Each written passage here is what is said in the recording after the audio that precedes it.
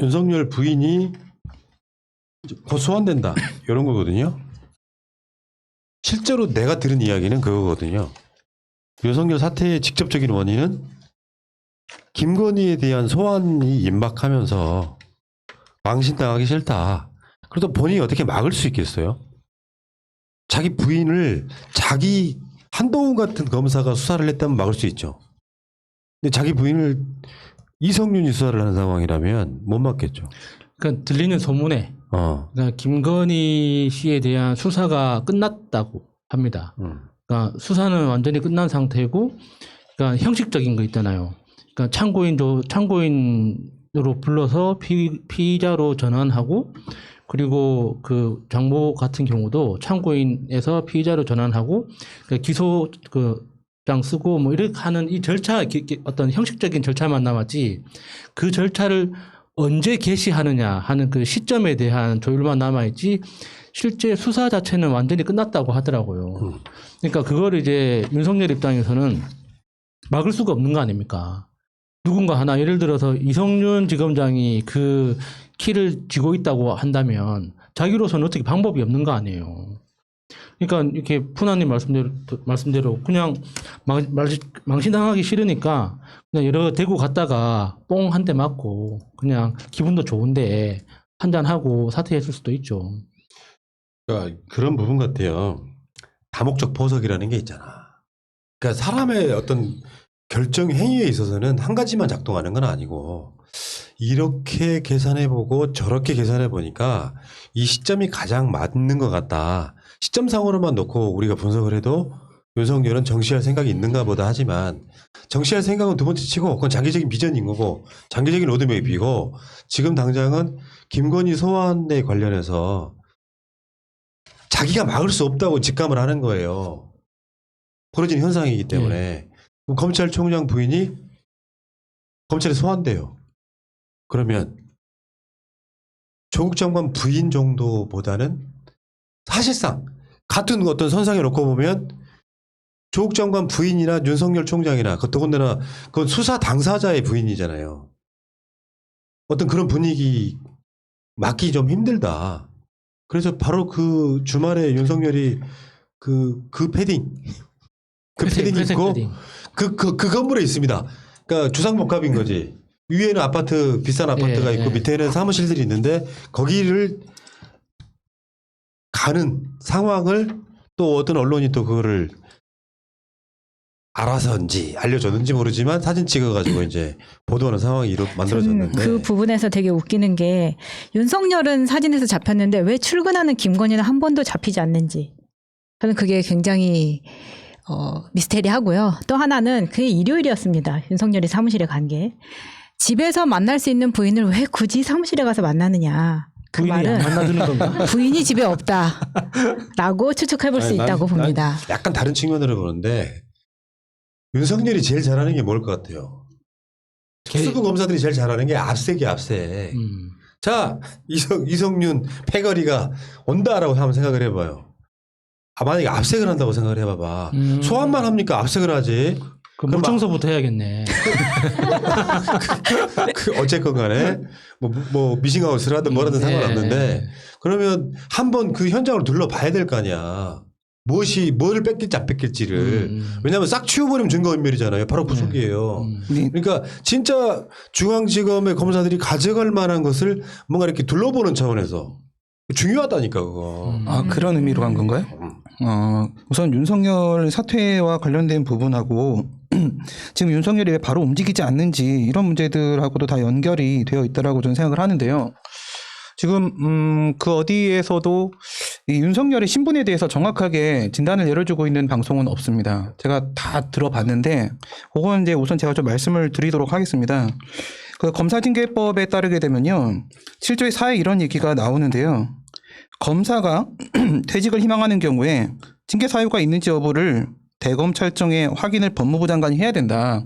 그러니까 법무부 장관이 그 사직서를 받아주냐 안 받아주냐 하는 데 있어서 징계 사유가 있는지를 봐야 되고, 만약 징계 사유가 있다라고 하게 되면 바로 징계 청구를 해서 징계위원회 회부를 하고 징계 처분을 내려야 된다라고 돼 있는데요. 그러면 되는 소를 포함하는 것입니다. 대학교 나왔으면 고등학교 나온 건 당연한 겁니다. 징계 사유만 있다라고 하더라도 사직서는 받아주지 않습니다. 그러면 징계 처분이 이미 나온 사람이라면 당연히 받아줄 수가 없는 것입니다. 그래서 현재 윤석열은 검사라는 특정직 공무원의 신분으로 여전히 존재하고 있는 상태입니다. 그러면 이 2개월 정직 처분이 끝나야만 사직서가 수리가 되고 얘는 공무원의 신분을 놓고 민간인이 되는 것인데요. 그러면 지금 2개월의 정직 처분은 끝났습니까? 안 끝났습니까? 단 하루도 지나지 않았습니다. 본인이 제기한 소송에 의해서 집행정지를 당했고요. 여러분 이런 걸 생각하세요. 이 집행정지라는 게 뭐냐면 예를 들어서 3개월 동안에 돈을 안 내면 체납금을 받겠다, 추징하겠다 이렇게 돼 있다고 쳐보세요. 연체료 받겠다. 그랬는데 한 달이 지나고 나서 집행정지가 걸리면요. 한 달 지난 건 지난 게 맞고요. 그때부터 이 집행정지가 풀릴 때까지 남은 2달은 안 지나는 거예요. 그래서 만약에 소송에서 지고 나면 남은 2달이 더 지나면 이제 그 과징금에 대해서 연체료 부과가 되는 이런 식이거든요. 그러니까 윤석열한테 2개월짜리 징계 처분은 나오자마자 소송이 들어가서 집행정지를 걸어버렸어요. 그래서 정직을 당한 게 하루 이틀밖에 없습니다. 2개월이 그대로 남아있는 상태예요. 이거를 본인이 소취하를 해서 깨야 돼요. 소취하를 해버리게 되면 이게 같이 끝나면서 집행정지 효력도 같이 사라지는 거거든요. 그럼 이제 그렇게 한다고 하더라도 그러니까 윤석열 쪽의 이완규 변호사는 조만간 소취하를 들어갈 겁니다. 아니면 본안 재판을 빨리 열자고 해서 각하 판결 내려달라고 하거나. 근데 그렇게 돼도요. 그때부터 2개월 동안은 얘는 계속 검사입니다. 2개월이 끝날 때까지 나가고 싶어도 나가질 못해요. 그러니까 윤석열은 지금 당장 움직이지 못하고 4월, 5월이나 돼야지 움직일 것이다라고 얘기하는 게 바로 그런 의미고요. 5월이 지나서 지금부터 2달이 지나요. 그때 제가 2월 16일이 끝입니다라고 했는데 그 뒤로 이만큼 시간이 지났기 때문에 지금부터 2달, 5월 초가 끝입니다. 그게 끝나야만 윤석열은 나갈 수 있는 거예요. 그러니까 네. 총장직은 면직됐지만 그렇죠. 검사 신분을 유지하고 있다 이런 얘기네요. 그 상태죠. 오케이. 네. 자, 이야기가 이제 궁금증이 풀렸어. 훌륭해. 해결했어요. 자, 문제는 2019년 6월 그 코바나 컨텐츠 그 김건희 회사가 야수파 걸작전. 야수님? 일이 유명합니다, 야수가. 걸작이야. 여기 야수파야, 야수파. 근데 협찬사가 그 당시에 4곳이었는데 네. 윤석열이 검찰총장으로 지명되자마자 16개로 늘어났는데 문제는 이제 김건희가 거기에 지금 검찰 조사를 받게 되는 이유가 뇌물이다. 대가성 뇌물이다 해가지고 실질적으로 그렇게 있더만요. 그 당시 협찬사 16개 늘어난 것 중에 GS 칼텍스가 대기 오염 물질 측정치를 조작한 혐의로 수사를 받고 있었다든지 또 컴투스 있죠. 그 게임 업체. 네. 여기는 개인 비리 수사받고 있었다든지 여기 이제 전부 다 대가성이 입증되는 그 협찬금 뇌물로 본 거죠. 요거를 수사를 해보니까 실제로 빼도 박도 못하는 뇌물이 게 드러난 거예요. 그래서 김건희를 불러야 돼. 저번에는 한번 막 그 김건희 소환 한번 안 하고 막 대충 이렇게 뭉개했었잖아요. 예. 결국에는 김건희는 이제 검찰에 출석을 해야 됩니다. 아마 그거 앞으로는 계속 비공개로 하긴 할 거예요. 지금 이미 갔다 왔을지도 몰라. 그 야수파 걸작선 거기에 마차님이 갔다고 하지 않았습니까? 네, 제가 다녀온 바 있습니다. 네. 예상을 하고 이런 사건이 벌일지 예상을 하고 거기에 협찬사가 어디인지를 알아보고 간 거 아니에요. 협찬사를 확인하러 갔다 왔다고. 아니 이게 포스터가 진짜 웃기는 게 협찬사가 처음에는 4군데였거든요. 근데 포스터가 계속 바뀌어요. 그러니까 협찬사가 계속 늘어나는 버전으로 포스터가 바뀝니다. 그러니까 포스터가 나온 후에 협찬을 하겠다는 회사가 더 늘어났다는 이야기죠. 그거는 진짜 비정상적인 거죠. 맞아. 포스터는 제일 마지막에 찍는 거 아닙니까? 맞아요. 모든 돈 문제를 다 해결한 다음에 미루가지고 제일 마지막에 찍는 게 포스터인데 포스터가 몇 번에 걸쳐서 이렇게 갱신했다는 건 정말 정상적인 상황은 아니었다는 거죠. 여기에 그 연합뉴스, 뭐 GS칼텍스, 우리은행 그리고 게임비라고 컴투스는 그때 우리가 저번 주에도 얘기했지만 국민은행 통해 가지고 500만 원까지 뛰어가면서 들어간. 수수료 국민을보가 받아 처먹고. 네. 그리고 K토토도 있고 도이치모터스도 들어갑니다. 그러니까 되게 다채롭고 그리고 제가 이 야수파 걸작성 갔을 때 끝나고 나오면서 김건희 씨를 봤어요. 예뻤다고? 어때? 더 이상 이야기는 하지 않겠습니다. 네. 당시 네 거기까지 하고 근데 재밌는 게 지금 윤석열이 일요일에 이 사무실을 찾아간 거잖아요. 근데 이 사무실이 이제 그 서초동에 있는 아크로폴리스 여기인데 지금 윤석열이 살고 있는 아파트죠. 이 아파트가 원래는 삼풍백화점이 있던 곳에 지은 맞아요. 아파트예요.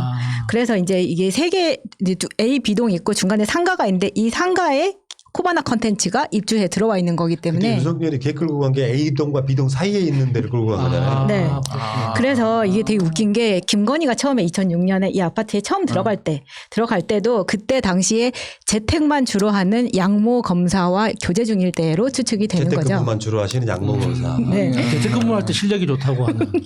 그래서 이 사람이 이 양 검사의 지인인 양주 수입업자로부터 이 아파트를 6억의 그 부채를 껴안고 김건희 이름으로 삽니다. 근데 되게 웃기는 게 이 이후에 이 검사하고는 이렇게 관계가 끝나고 2010년에 김건희가 17층 펜트하우스로 올라갑니다. 그 동네 뭐 펜트하우스가 뭔지 펜티하우스인지 펜트하우스인지 잘 몰라서 근데 이게 감이 안 오네요. 90평 이상이고 펜트하우스는 14세대밖에 없어요. 아크로폴리스 중에서도. 근데 여기에 17층으로 올라가면서 이게 그때의 전세 가격이 10억대 후반, 18, 9억 정도 됐는데 김건희가 8억 5천에 전세로 들어가거든요. 펜트하우스를. 요즘은 전세값 1,000만 원도 안 깎아준다고 막 삐진 사람들도 있던데. 그런데 웃기는 게 원래 3층에 있던 아파트에 삼성전자가 7억의 전세권으로 들어옵니다. 그러니까 이 7억에다가 본인 1억 5천 더해가지고 펜트하우스 17층으로 직행한 거예요. 되게 웃기는 게 여기서 2010년부터 2016년까지 사는 사이에 2012년에 급하게 윤서방하고 결혼을 하게 되죠. 급하게. 그래서 눈이 맞았겠지. 근데 웃기는 게 2016년에는 윤석열이 대전 고검에 있었고 그 전에는 대구 고검에 있었어요. 그 말은 윤석열은 이 펜트하우스에 살던 기간이 얼마 되지 않는다는 이야기죠. 같이 살지 않았다라고 추측해 볼 수 있는 상황이고. 그 검사 징계 옛날에 그 기록에 보면은 다시 또 그런 내용이 있잖아요. 서둘러서 혼인신고를 할 수밖에 없었다. 네. 그 상황이 급하게. 있잖아. 급하게. 네. 되게 웃기는 게 윤석열은 나중에 이제 2019년에 이 3층 아파트로 다시 전입을 하게 됩니다. 그러니까 제가 봤을 때는 이제 16년도 즈음에 펜트하우스에서 나올 때 이 당시 전세가가 20억이었어요. 근데 김건희가 지금 8억 5천에 들어간 거잖아요. 그럼 집주인이 누가 이거를 봐주겠냐고. 그런 상황에서 나왔을 수도 있는데 솔직히 이런 의심은 해볼 수 있을 것 같아요. 정말 나왔을까? 저는 두 개 다 잡고 있다고 생각이 들거든요. 그리고 어떤 면으로는 각각 아크로폴리스 안에 다른 집에서 살고 있다라는 추측도 해볼 수 있다고 생각합니다. 네. 근데 여기서 이제 사실 그런 의문들이 드는 게 저는 정상이라고 생각을 하는데요.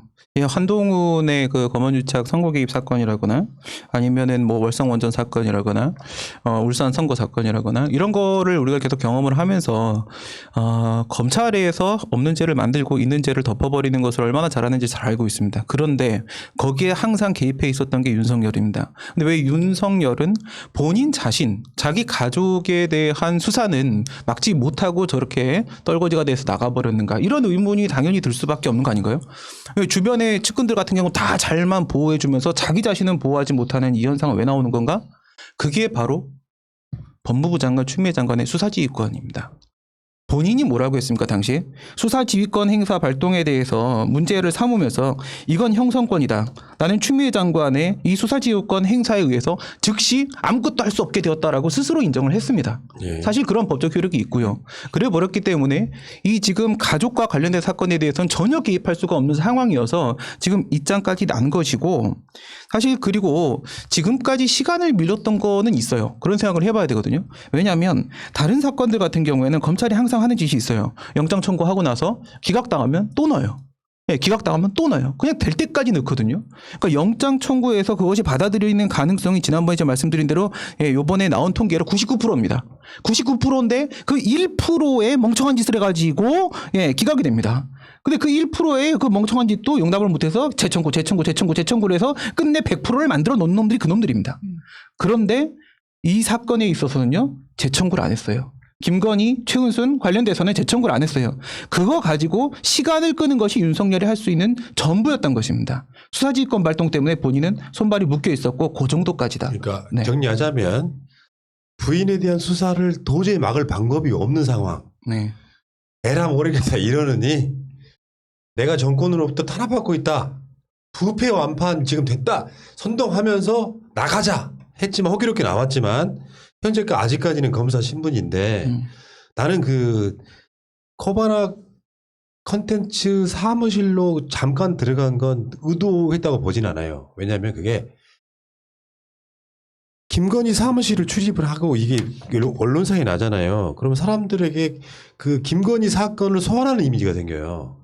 실제로는 그러니까 압색 등을 대비하기 위해서 그대로 갔다고 보는데 그 이야기에 대해서는 김건희랑 이야기할 수 있거든요. 그러니까 거기에도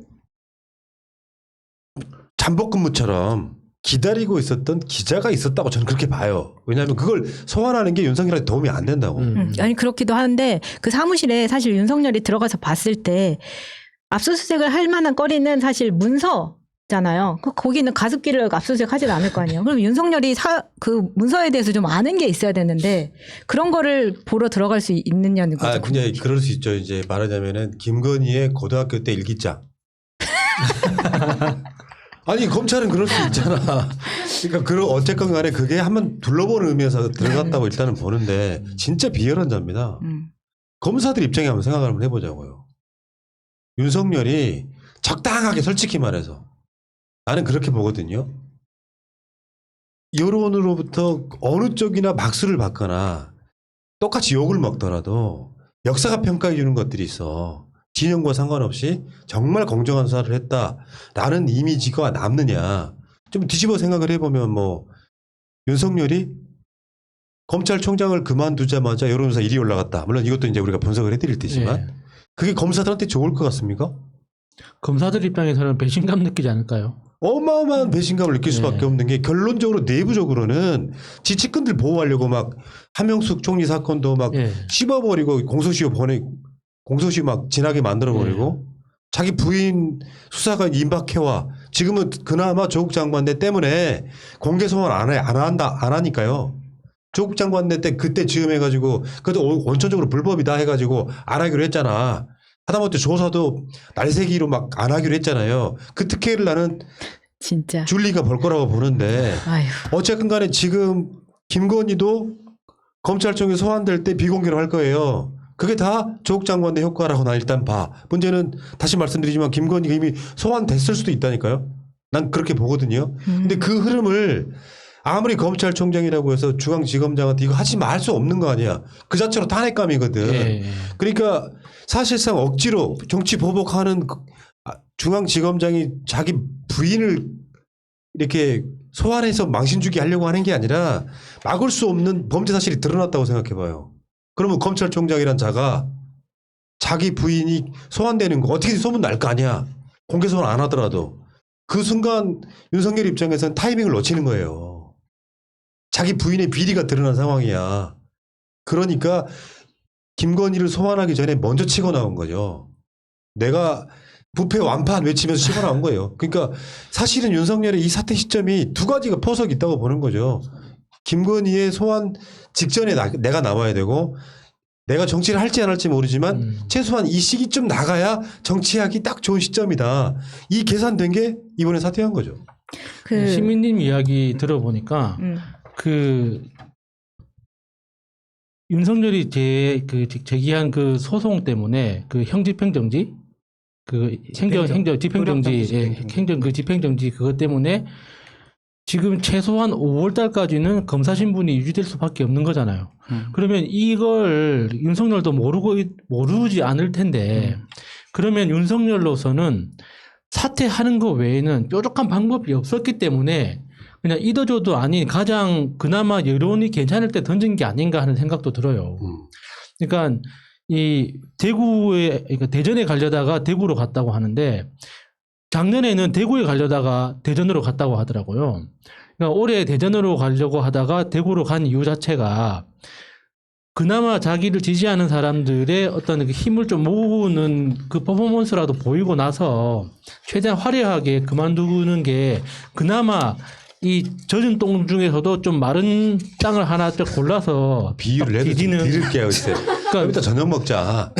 그런 선택이 아니었을까. 그러니까 전체적으로 윤석열이 우리가 아무리 대지라고 놀리지만 그래도 수십 년을 검사를 했는데 모르겠습니까? 근데 이 생각을 좀 해봐야 되는데요. 문재인 대통령님이 2017년 5월 9일 날 당선이 되셨습니다. 여기서부터 5년 가고요. 5년 해서 임기가 끝나는 날 2022년 5월 9일이라고 치면 공직선거법 제53조에 따르게 되면요. 대통령의 후보자가 되려면 90일 전에 그 직을 그만둬야 돼요. 지난번 2017년 대선 같은 경우에는 그게 53조 2항의 보궐선거 때문에 그때 당시에는 홍준표 한 명이었습니다. 공직에 있는 사람이. 그래서 30일 전이었어요. 그건 좀 다른 거예요. 90일 전에 그만둬야 되거든요. 네, 90일 전에 그만둔다. 그러면 이 선거가 언제냐면 3월 9일이에요. 이거 좀 계산이 복잡하긴 한데 3월 9일이에요. 2022년 3월 9일이 대선이에요. 거기서부터 90일 전이면 약 3개월이에요. 그러면 12월 달에는 12월 초에는 공직을 내려놔야 된다라는 결론이 나오게 됩니다. 대선에 나가려고 하게 되면. 그러면 이 사람이 대선을 나가려고 한다고 했을 때 7월 달에 임기까지 다 끝내고 아까 말씀드린 정직 2개월이 그때까지 본안재판이 가다가 그거 다 마치고 그리고 사퇴를 하려고 하게 되면요. 9월, 10월이 되어야지만 비로소 움직일 수 있게 되고 그러면 대선을 나간다고 했을 때 2달밖에 안 남아요. 2달 동안에는 할 수 있는 일이 아무것도 없거든요. 그럼 얘는 지금 당장이라도 빨리 도망 나오는 게 최선이고요. 빨리 나와서 아까 말씀드린 대로 정직을 2개월 기다려 풀어내야 돼요. 그러니까 이 친구가 지금 이렇게 빨리 움직인 데는 정말 듣도 보면 갑자기 이게 이런 행동을 했잖아요. 그죠? 이거는 사실 대선에 대한 고민을 가지고 있는 것이 저는 맞다고 보여지고 그리고 지금 윤석열 관련돼서 이 이성윤 지검장이 있기는 하지만 이 서울지검의 정용환 부장판사라는 사람이 지금 문개기하고 있잖아요. 윤석열 가족 사건에 대해서 문개기하고 있는데 사실 이거는 우리가 굳이 급하게 생각할 문제는 아닌 것 같아요. 대선까지 시간도 많이 남아 있을 뿐만 아니라 또 이거는요. 4월이 되면 공수처가 본격적으로 활동을 시작해요. 그리고 이건 검사가족 사건이기 때문에 공수처로 충분히 갈 수 있는 사건이란 말이죠.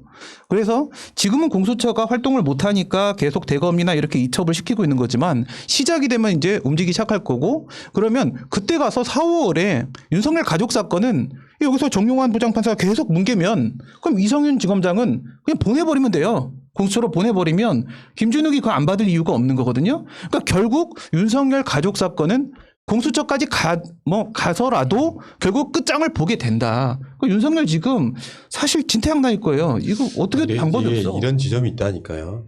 당하는 사람 입장에서는 상대를 그 악으로 보고 상대의 힘을 굉장히 공포심을 갖는 건데 윤석열 입장에서 보면 난 다를 거라고 생각해요. 속마음이 어떻고 그 의도가 무엇이든 간에 윤석열이 갖는 공포도 있어요. 우리는 그냥 검찰총장이 절대 뭐 이렇게 보지만 당하는 입장에서 일개 공무원일 뿐이거든. 너무나 잘한단 말이에요. 그런 입장에서는 내가 선동을 하든 뭘 하든 간에 실제로 검찰이라고 하는 게 진짜로 검사 동일체가 이루어지는 조직이 아니야. 알고 보면 지들이 필요할 때만 뭉친다고. 때로는 경쟁자이기도 하고 때로는 윤석열이 죽일 놈이기도 해요. 그럴 때 내 포지션 현재에서 내가 가장 고립돼 있다고 느낄 때가 가장 외로울 때예요. 그 시점을 교묘하게 정치하고 공무원의 다른 점이 뭐겠습니까? 요거를 정치적 언어로 국민을 선동할 수 있을 때 요건 정치적인 거지만 이제는 정치가 필요한 시점이 된 거예요. 내가 살기 위해서. 공무원으로 있으면 한계가 느낄 수밖에 없는 것들 있잖아. 그래서 사실상 어떻게 보면 그 시작점 우리가 윤석열을 그렇게 계속 분석해 왔듯이 자기 가족과 측근을 지키는데 더 이상 견디지 못한 그렇다 보니까 정치의 영역으로 나가서 지키겠다. 그러면서 이제 나중에 이렇게 돌아가겠지. 살권수 살아있는 권력에 대한 수사를 했더니 우리 부인이 수사를 당한다 쪽으로 선동을 하겠지. 그런 차원이라고 일단 보면 될 것 같고요. 어쨌건 지금 윤석열 자체가 사무실에 뭐 코바나 콘텐츠 들어가서 최소한 일기장 남기지 마라. 진짜. 잠깐만 하나만 정정하고 갈게요. 제가 말씀드릴 때 아파트를 아크로폴리스라고 했는데 아크로폴리스는 그리스에 있는 거죠. 아크로비스타입니다. 그리고 실수를 하시다니요. 아크로비스타인데 하나만 더. 여기에 살고 있던 우리가 알고 있는 유명 정치인이 있습니다. 2009년에 입주를 해서 그 최근에 다시 나가기는 했는데 이 김건희와 윤석열이 살고 있는 동안에 같이 같은 아파트에 있었고 어차피 아크로비스타는 서초동 거기 법원 앞에 있기 때문에 법조인들이 되게 많이 살아요. 그런데 최근에 어떤 모종의 커넥션이 의심되었던 주호영 의원이 그곳에 오랜 기간 살고 있었습니다. 아니 그러니까 그런 식으로 사는 것까지 좋은데 이제 너무 엮지 마라. 아니 그러니까 그게 보통 유튜브 하는 사람들 일부의 특성이에요. 근데 주호영은 지역구가 대구인데 그 서울에 집을 얻으려면은 여의도에 하나 원룸 하나 얻어놓고 왔다 갔다 하면 되지. 집값 때문에 그렇죠. 뭐. 그 아크로비스타 하면 겁나 비싼 데 아닙니까? 주호영 그 음악 전세가 아파트 막 25 이렇게 가는데. 돌아다니지 않았어요? 아니 그러니까 응. 그렇게 찾아보면 얼마나 많은 사람들이 살고 있겠어. 많죠. 많은데 전혀 모르는 사이는 아니다 이런 거죠. 아, 그 아니, 그러니까 내가 그 이야기로 단호하게 꼽찍고 있는 거야. 당신은 지금 그 어디에 살고 있다 그래서 자기들끼리 친하니까 그렇게 분석을 하면 안 된다고. 강효상은 삼풍 아파트 살잖아. 여기까지만 하겠습니다. 맥락상 관계가 없는 이야기 네. 안 하셨으면 좋겠고요. 일단 여기까지.